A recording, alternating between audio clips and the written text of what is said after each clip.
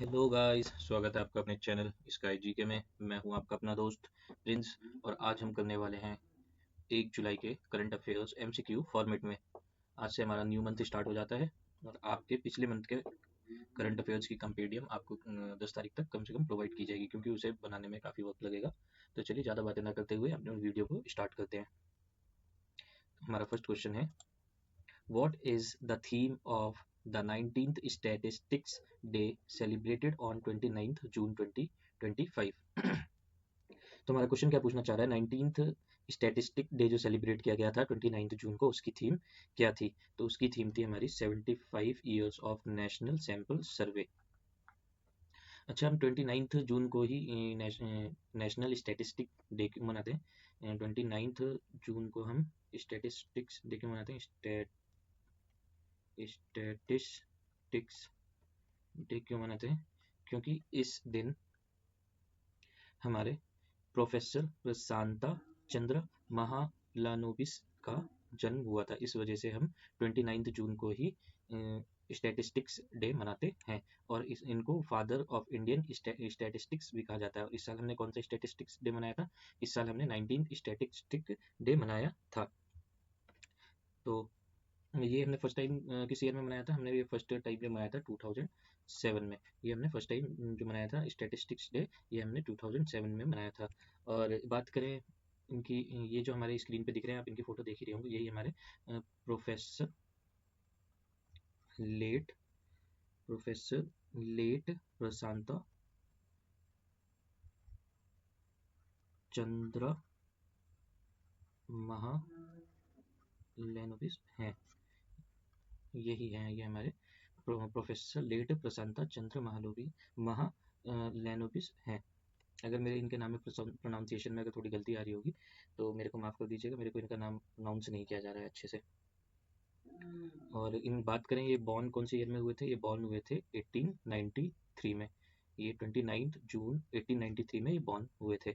और ये फाउंडर भी हैं। ये फाउंडर हैं, किस चीज़ के फाउंडर हैं? हमारे फाउंडर हैं इंडियन स्टैटिस्टिकल इंस्टीट्यूट के। इंडियन स्टैटिस्टिकल इंस्टीट्यूट के ये हमारे फाउंडर हैं इंडियन स्टैटिस्टिकल इंस्टीट्यूट के। और मैंने इनका बारे में बता दिया, ये इनको फादर भी कहा जाता है इंडियन स्टैटिस्टिक्स का। और इनको पद्मा विभूषण मिला था 1968 में for his contribution to science and service. किस ईयर में इनको पद्मा विभूषण मिला था? 1968 में। 1968 में इन्हें पद्मा विभूषण मिला था। पद्मा विभूषण किसके लिए मिला था? For his contribution to science and services. तो चलिए बच्चों, हम अपने नेक्स्ट क्वेश्चन पे चलते हैं। हमारा नेक्स्ट क्वेश्चन है question number 2। Who inaugurated the national headquarters of the turmeric board in Telangana? तो ये किसके द्वारा इनॉग्रेटेड किया गया है national headquarter of the turmeric board? ये जो इनॉग्रेट किया गया है, ये हमारा इनॉग्रेट किया गया है union home minister Amit Shah के द्वारा। Union home minister Amit Shah कौन है? ये हमारे यूनियन होम मिनिस्टर हैं। यूनियन होम मिनिस्टर हैं। और ये इसका हेडक्वार्टर तेलंगाना में ही क्यों बनाया गया? क्योंकि 2023 में ये हमारे प्राइम मिनिस्टर जो हैं, अभी हमारे प्राइम मिनिस्टर नरेंद्र मोदी जो है, इन्होंने प्रॉमिस किया था कि headquarter of turmeric board Telangana में इनॉग्रेट किया जाएगा। उसके बाद हम बात करें लार्जेस्ट प्रोड्यूसर कौन है टर्मरिक का? लार्जेस्ट प्रोड्यूसर ऑफ टर्मरिक कौन सा स्टेट है? ये हमारा महाराष्ट्र। ये हमारा लार्जेस्ट प्रोड्यूसर है टर्मरिक का। तो चलिए बच्चों, हम अपने नेक्स्ट क्वेश्चन की तरफ चलते हैं। हमारा नेक्स्ट क्वेश्चन है question number 3। Railway reservation charts will now be prepared how many hours before departure as per new directive? तो न्यू डायरेक्टिव के हिसाब से अब जो हमारे रेलवे के रिजर्वेशन चार्ट है, वो कितनी देर पहले आएंगे? ये हमारे आएंगे 8 आवर्स पहले। कितनी देर पहले आएंगे? 8 आवर्स पहले। और अभी के फिलहाल में हमारे रेलवे मिनिस्टर कौन है? हमारे रेलवे मिनिस्टर कौन है? रेलवे मिनिस्टर है हमारे अश्विनी वैष्णव।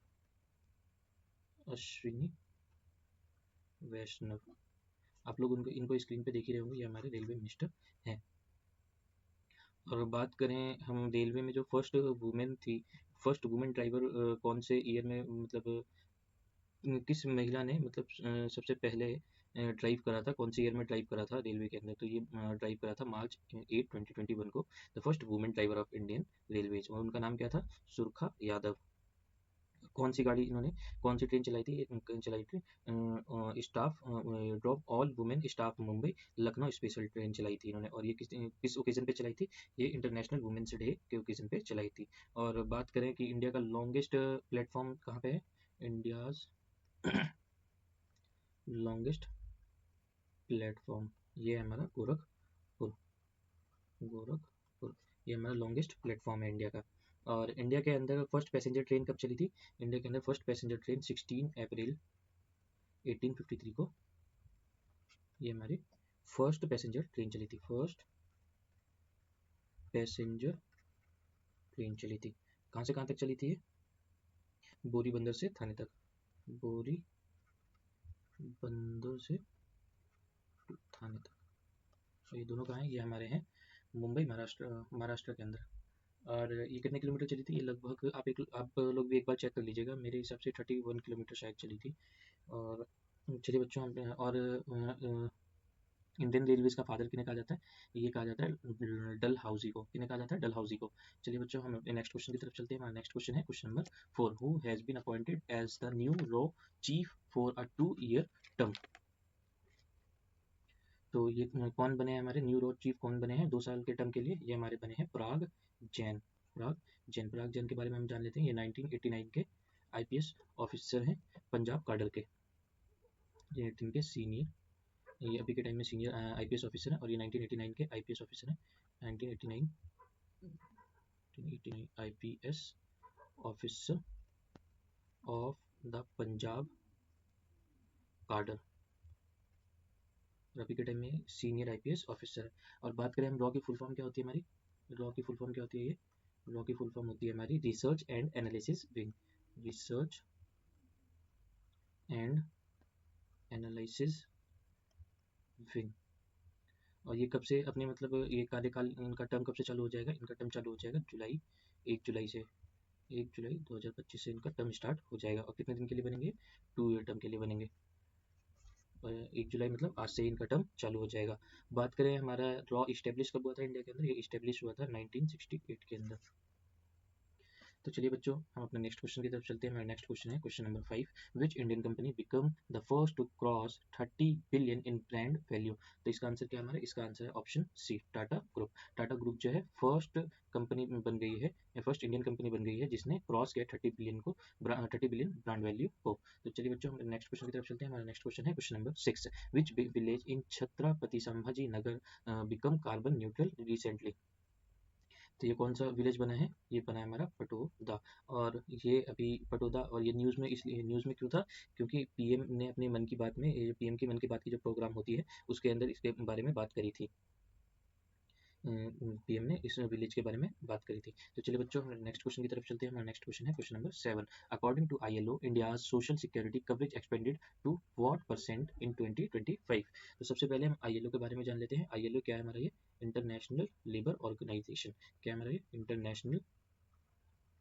International labour organisation. आप लोग ये फ्लैग देख ही रहोगे, ये फ्लैग है ILO का, फ्लैग इस तरीके का है हमारा। उसके बाद ये यूनाइटेड नेशन की एक एजेंसी है, इसका मेन जो फोकस है प्रमोटिंग है social justice and internationally recognised human and labour rights. ये लेबर के ह्यूमन एंड लेबर राइट्स को देखता है इंटरनेशनल लेवल पे। बात करें इसकी इस्टेब्लिशमेंट की, तो इस्टेब्लिश हमारा ये हुआ था 1919 के टाइम पे, फर्स्ट वर्ल्ड वॉर के लगभग खत्म होने के बाद ये इस्टेब्लिश हुआ था। और ये कौन सी ट्रीटी के द्वारा इस्टेब्लिश हुआ था, ये इस्टेब्लिश हुआ था ट्रीटी ऑफ वर्साइल के द्वारा, treaty of Versailles, treaty of Versailles के द्वारा ये इस्टेब्लिश हुआ था। और ये UN की स्पेशलाइज्ड एजेंसी कब बनी थी, 1946 में UN की स्पेशलाइज्ड एजेंसी बनी थी, 1946 में ये UN की स्पेशलाइज्ड एजेंसी बनी थी। और ILO को हमारा नोबेल पीस प्राइज़ भी मिला है। ये कब मिला था, ILO को नोबेल पीस प्राइज़ कब मिला था, 1969 के अंदर। ILO was awarded Nobel peace prize 1969 के अंदर ILO को हमारा नोबेल पीस प्राइज़ मिला था। ये किस लिए मिला था? ये मिला था इसके एफर्ट्स के लिए, improve peace among classes, promote justice and ensure fair work for workers के लिए, उनकी जस्टिस के लिए, उनके बीच में पीस के लिए, इन सब चीज़ों के लिए इसको नोबेल पीस प्राइज़ मिला था 1969 के अंदर। तो बात करते हैं हम इस क्वेश्चन के आंसर की, तो हमारे इस क्वेश्चन का आंसर है 64.3%। तो चलिए बच्चों, हम नेक्स्ट क्वेश्चन की तरफ चलते हैं। हमारा नेक्स्ट क्वेश्चन है question number 8, which minister is visiting the US to attend the Quad foreign minister meeting on 1 July 2025। तो सबसे पहले हम क्वाड के बारे में जान लेते हैं। क्वाड हमारा क्या है? क्वाड का सबसे पहले तो हम ये जानते हैं क्वाड की फुल फॉर्म क्या है। क्वाड QUAD, क्वाड की फुल फॉर्म है हमारी quadrilateral security dialogue. Quadrilateral security dialogue, ये हमारे क्वाड की फुल फॉर्म है। और क्वाड एक स्ट्रेटेजिक पार्टनरशिप है बिटवीन कौन कौन सी कंट्रीज़ के? ये है ऑस्ट्रेलिया,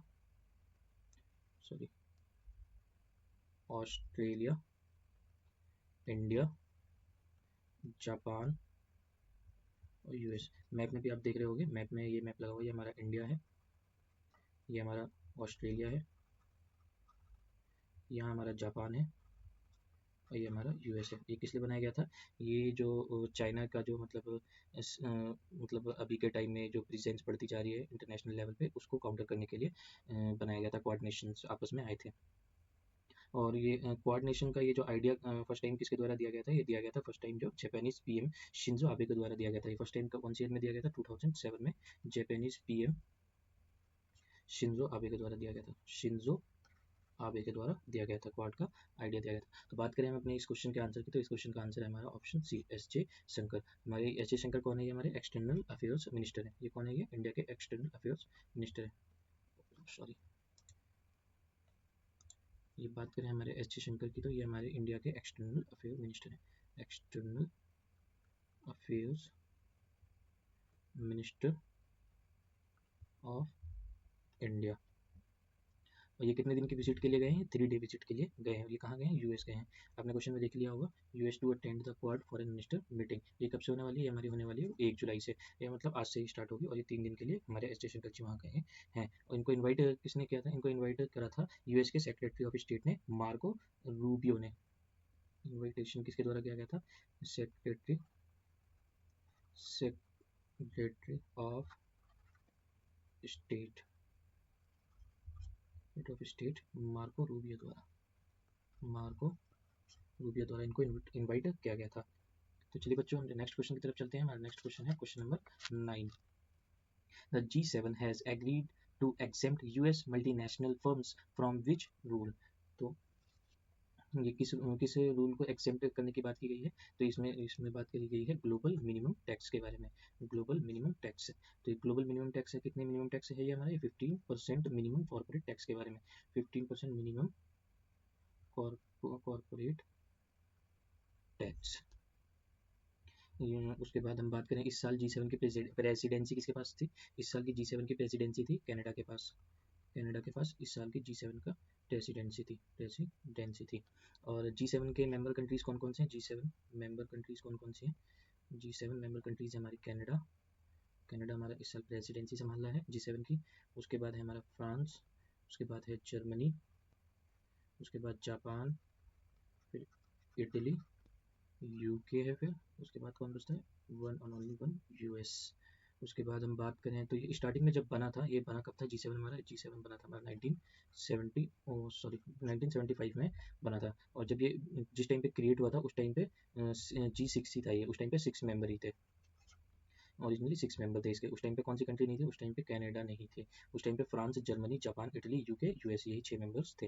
तो कनाडा ने कब किस ईयर में ज्वाइन करा था? कनाडा ने ज्वाइन करा था 1976 में।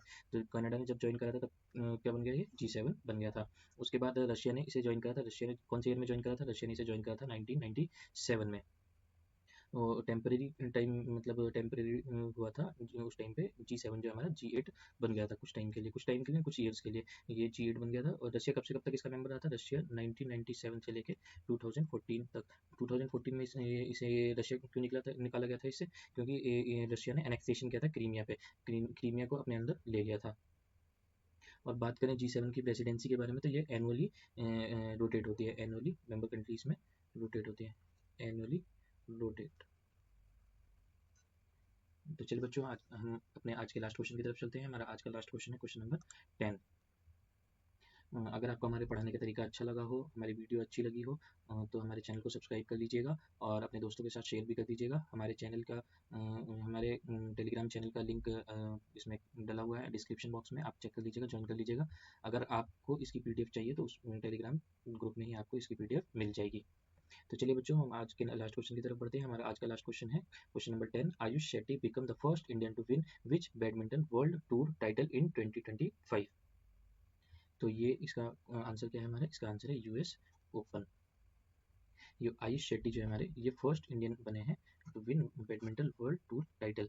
ये इन्होंने हिस्ट्री बनाई है becoming the first Indian to win BWF world tour title जीत के, वर्ल्ड टूर टाइटल जीत के ये फर्स्ट इंडियन बने हैं। बात करें हमारे BWF की फुल फॉर्म क्या होती है? BWF की हमारी फुल फॉर्म है badminton world federation, badminton world federation. हम आज का अपना लास्ट क्वेश्चन देख ले रहे हैं। हमारा आज का लास्ट क्वेश्चन क्वेश्चन नंबर 11 है।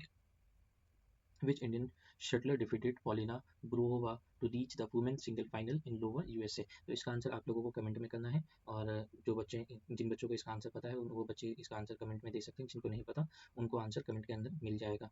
तो चलिए बच्चों, हम अपनी वीडियो यहीं पे आज खत्म करते हैं। अगर आपको वीडियो अच्छी लगी तो हमारे चैनल को सब्सक्राइब कर लीजिएगा और अपने दोस्तों में शेयर कर लीजिएगा।